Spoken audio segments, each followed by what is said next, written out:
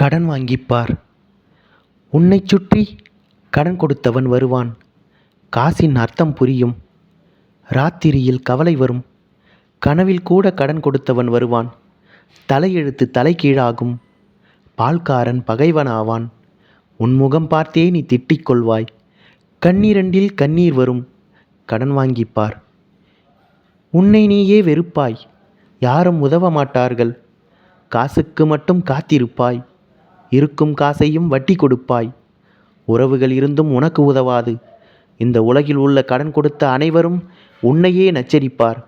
காந்திக்கும் அவர் நோட்டுக்கும் இந்த உலகமே அடிமையாகும். இந்த நண்பன் அந்த நண்பன் வந்த நண்பன் யாராக இருந்தாலும் காசு கேட்டால் இல்லை என்பார்கள். கடன் வாங்கிப்பார். இருதயத்தில் அடிக்கடி கடன் வதைக்கும். நிம்மதி தேடி தனித்து கிடப்பாய்.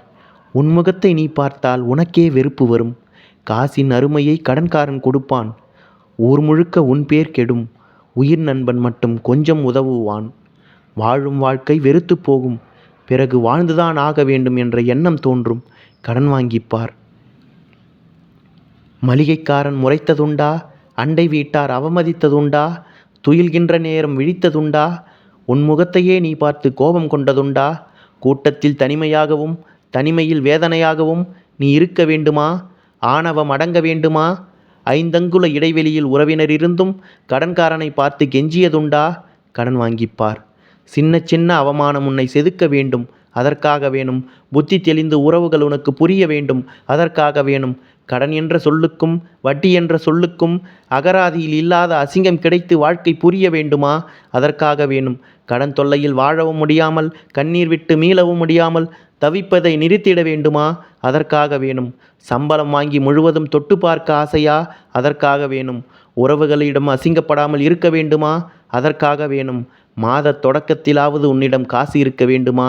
அதற்காக வேணும். ஒரே வார்த்தையில் இந்த உலகம் உன்னை நல்லவன் என்று சொல்ல வேண்டுமா? அதற்காக வேணும். நீ வாங்கும் கடனோ உன் வீட்டார் வாங்கும் கடனோ எதுவாக இருந்தாலும் இனிமேல் கடன் வாங்காமல் இருந்து பார்.